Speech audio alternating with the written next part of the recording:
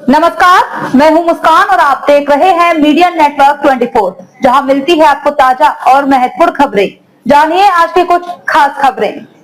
UP के मुरादाबाद के कटघर थाना क्षेत्र की लाजपत नगर की श्री राम सोसाइटी में लगे बैनर चर्चा का विषय बने हुए हैं। कारण है कॉलोनी में अन्य समुदाय के व्यक्ति को मकान बेचने की तैयारी का विरोध, और इसी को लेकर सोसाइटी के गेट से लेकर वहां बने घरों पर बैनर लगाए गए हैं, जिन पर साफ तौर पर लिखा गया है पूर्णतः हिंदू सनातनी सोसाइटी।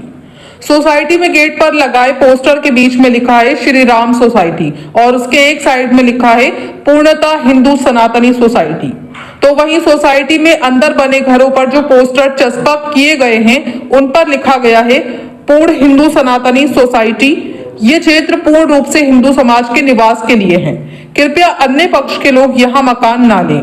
यहाँ स्थित मंदिर में समय समय पर धार्मिक कार्यक्रम एवं अनुष्ठान आयोजित किए जाते हैं, अतः क्षेत्र के सभी सम्मानित लोग क्षेत्र की धार्मिक एवं सांस्कृतिक मर्यादाओं का ध्यान रखें।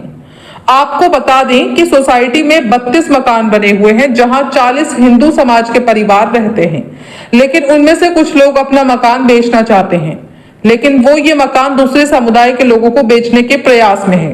सोसाइटी के ही निवासी इंद्रजीत गुलाटी ने मीडिया को बताया कि यहाँ बहुत ही प्राचीन सिद्धि विनायक पीठ मंदिर है, जहाँ समय समय पर धार्मिक कार्यक्रम होते रहते हैं। इसीलिए सभी लोगों ने अपने घर के आगे फ्लेक्सी लगा रखी है कि ये श्री राम सोसाइटी है, यहाँ किसी भी अन्य समुदाय के लोगों को मकान ना बेचा जाए। कुछ लोगों का कहना है कि अन्य समुदाय के लोग उन्हें ज्यादा पैसा दे रहे हैं। ऐसे में इंद्रजीत गुलाटी ने कहा कि लालच ना करें, अपने ही समुदाय के लोगों को मकान बेचा जाए। स्थानीय निवासियों का कहना है कि यदि कोई अन्य समुदाय के लोगों को मकान बेचने की कोशिश करता है तो हमें पुलिस प्रशासन का सहारा लेना पड़ेगा। मुरादाबाद से मोहम्मद समीर की रिपोर्ट। क्या नाम है सर आपका? मेरा नाम इंद्रजीत गुलाटी है। इंद्रजीत जी, ये किस नाम से सोसाइटी है? जो फ्लेक्सी पर नाम लिखते हैं क्या लिखा हुआ है? सर ये श्री राम सोसाइटी लाजपत नगर मुरादाबाद है। ये अंदर कोने का बंद एरिया है। यहाँ एक ही रास्ता है जो अंदर आता है, पीछे से पूरा बंद है। ये वहाँ पे बहुत ही प्राचीन सिद्धि विनायक पीठ मंदिर है, जहाँ पे समय समय में कार्यक्रम वगैरह होते रहते हैं, धार्मिक कार्यक्रम। हम इस सब 40 करीब परिवार रह रहे हैं, 32 मकान हैं यहाँ पे। उनके द्वारा यह कार्यक्रम साल में करीबन 15-16 कार्यक्रम धार्मिक होते हैं। तो उसी तरीके से लगाया गया, एक संदेश दिया गया है, जैसे कि हमारे यहाँ कुछ पीछे बाहर सोसाइटी से बाहर लाजपत नगर में पार्क के पास बिके मकान, तो परिचित थे, उनसे कहा भी आप ऐसा क्यों कर रहे हैं? तो बोले अन्य समुदाय के लोग हमें ज़्यादा पैसा दे रहे हैं।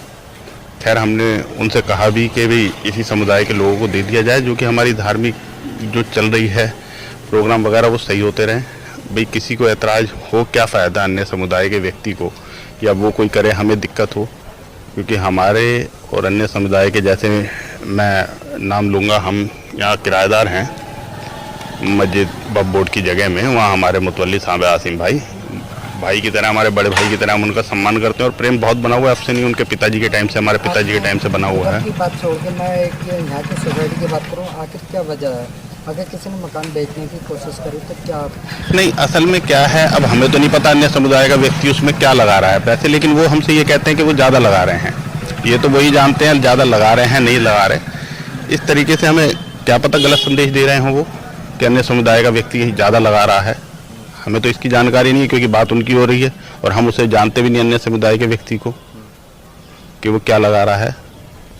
तो क्या मैसेज देना चाह रहे हैं? मैसेज ये देना चाहते हैं कि कृपया आप, अगर मजबूरी नहीं है तो यहाँ ना बेचे, सही सब व्यवस्था बढ़िया चल रही है। मतलब अगर कोई मकान बेचना है तो हिंदू को भी देखिए, वैसे तो स्वतंत्र हैं वो, अपनी संपत्ति को बेचना। अभी हम तो निवेदन कर रहे हैं उनसे कि कृपया अपने ही समुदाय के व्यक्ति को दीजिए आप।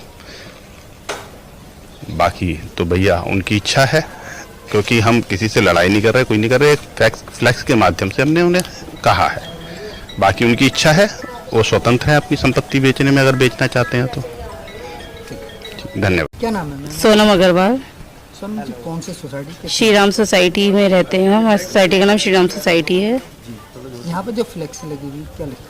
इस पे यही लिखा है कि ये एक हिंदू समुदाय सोसाइटी है, अन्य समुदाय के लोग इसमें नहीं आए, क्योंकि वरना उन्हें भी दिक्कत होगी, हमें भी दिक्कत होगी। सिर्फ यही हम विनती कर रहे हैं इसमें कि कृपया करके दूसरे को ना दें आप। आखिर क्या वजह थी? यही वजह थी क्योंकि कुछ लोग यहाँ पे कॉलोनी में दूसरे समुदाय के लोगों को मकान बेचने की कोशिश कर रहे हैं, तो इसी वजह से हमें ये लिखवाना पड़ा ताकि अन्य समुदाय के लोग यहाँ ना आए। कितनी फ्लेक्सी लगी हुई है? 35-40 फ्लेक्सी होंगी, 30-35 होंगी।